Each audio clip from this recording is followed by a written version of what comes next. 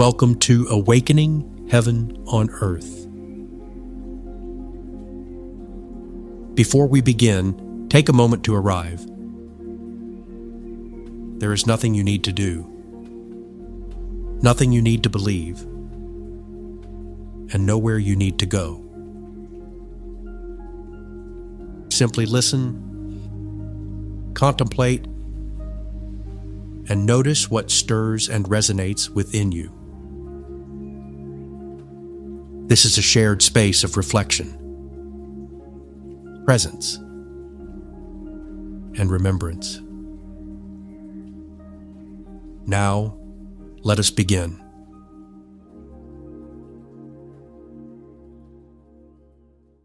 Dear fellow traveler, before we step into these voices of wisdom, let us pause together. Not to analyze, not to compare, not to decide who is right or wrong, but simply to listen. Because what we are exploring today is not an idea to be understood, but a presence to be remembered.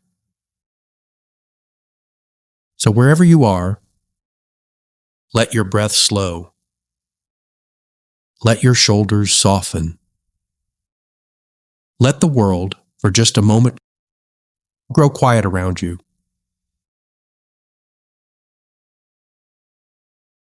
We are not entering a library of books. We are entering a conversation that humanity has been having with the divine since the first soul ever looked at the stars and wondered, where do I come from? And what am I made of? There is a question that lives beneath every religion, every philosophy, every scientific theory, and every human longing. Not, who is God? But, where am I in God? Not, how do I reach the source? But have I ever truly left it? This episode is not about finding unity with God. It is about recognizing that unity may be the ground on which you are already standing. Let us begin with a quiet voice that speaks from within. Michael Singer, in his book, The Untethered Soul, does not begin with heaven. He does not begin with God. He begins with your voice. The one in your head that comments on everything. The one that judges.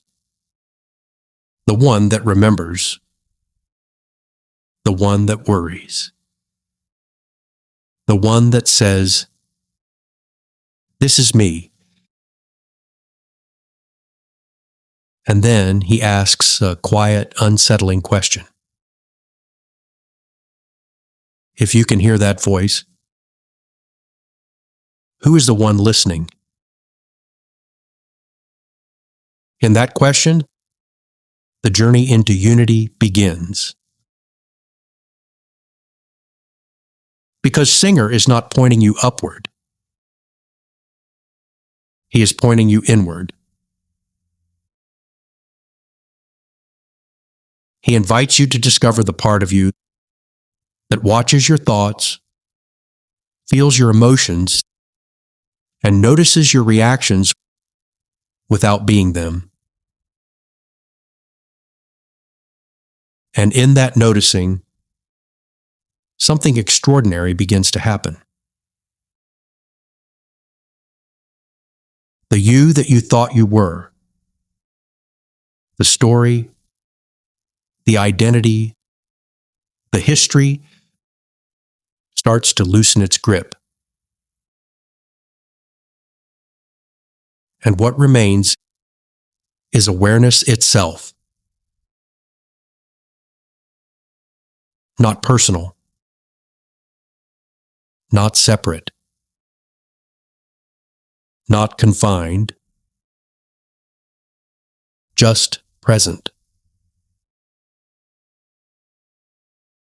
Let this land gently. What if your deepest and true self is not your name, not your story, not your roles, not even your beliefs, but the silent presence that has been here through every chapter of your life? Take a breath and ask softly within, what is it in me that has never changed? Now let us step into a quieter room. Not a temple, not a sanctuary, but a kitchen.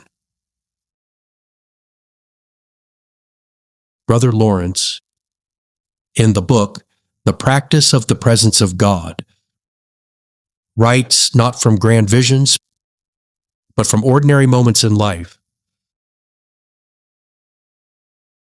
Washing dishes, sweeping floors, walking through daily life.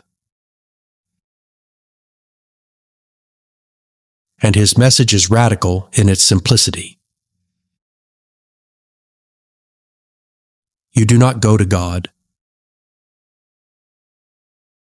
You live in God.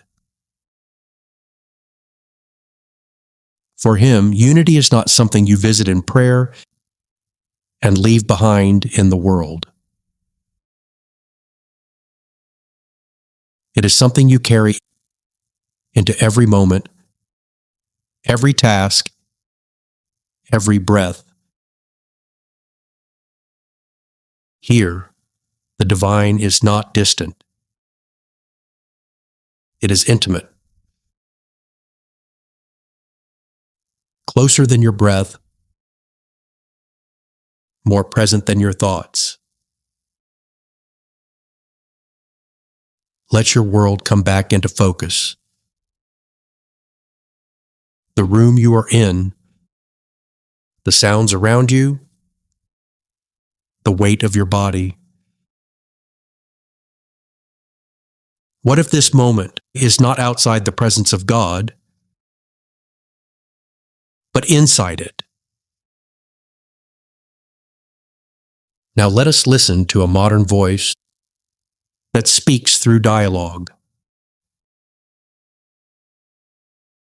In the book, Conversations with God, Neil Donald Walsh presents a relationship with the divine, not between a distant deity and a waiting human, but between the infinite and its own expression through us. Again and again, the message returns to a simple truth. There is no separation between you and the divine source. Your life is not happening away from God. It is happening in and through God. Now let's pause and consider this quietly. What if the deepest wisdom you seek is not coming toward you, but actually rising from within you? Now we step into a universal vision. In the book, Edgar Cayce on Christ consciousness, the Christ is not presented as a person alone, but as a pattern of awareness in us all. A way of seeing, a way of being, a way of knowing yourself, as part of the whole. Here, unity with God is not something you believe. It is something you become. Bring someone to mind, a stranger, a friend, someone you struggle with, and ask gently, what if the same divine source that breathes through me breathes through them?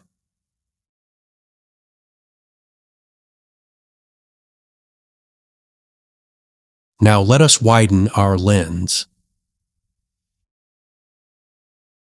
In the book, The Perennial Philosophy, Aldous Huxley looks across civilizations, across centuries, across sacred traditions. And what he finds is not contradiction. It is repetition.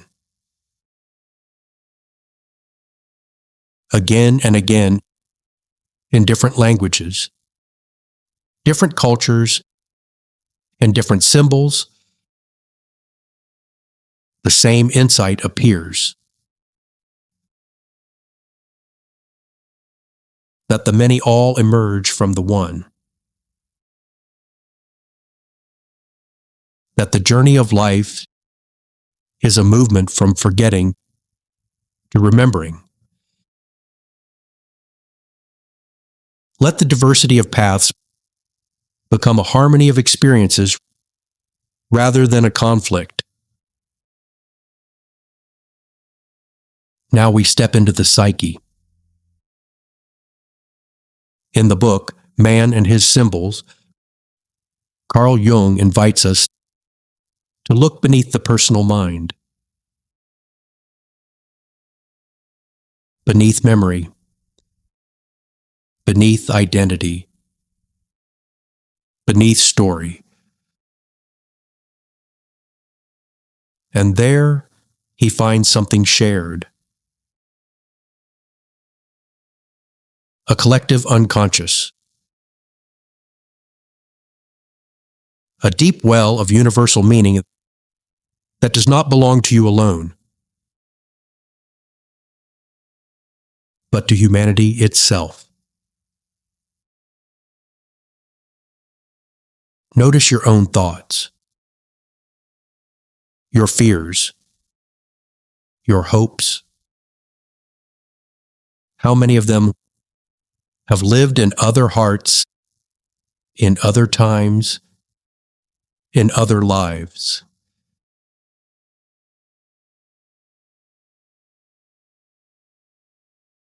Now let us lift our eyes to the stars. In the book, The Dancing Universe, physics tells a story that mystics once told in poetry, that the universe is not a collection of parts. It is a single unfolding process. Atoms born in stars become bodies. Bodies become breath. Breath becomes thought. Thought becomes wonder. Take a breath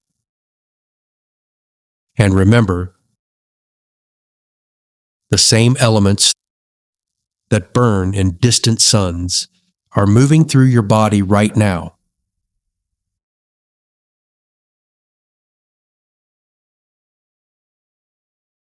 In the book, The Field, Lynn McTaggart points to an invisible web beneath all matter. A suggestion that everything is connected at levels we cannot see, but can sometimes feel. Here, intention, consciousness, and awareness are not just personal experiences. They are interactions with the fabric of reality itself.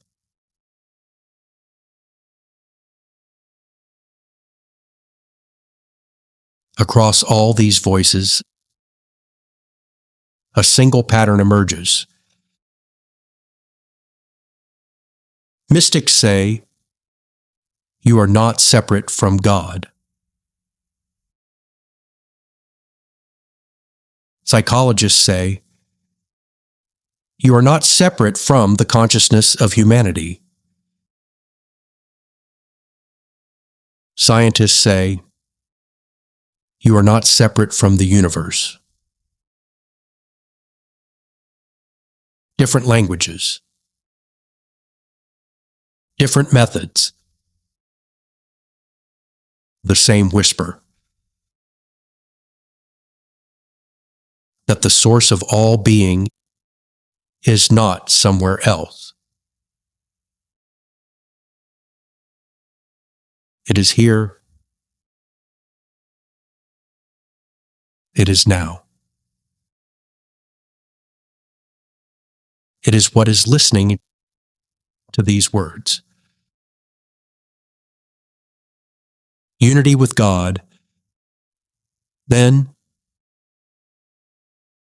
is not a destination. It is a remembrance. Let us rest in this together. No effort, no reaching, no seeking, just presence.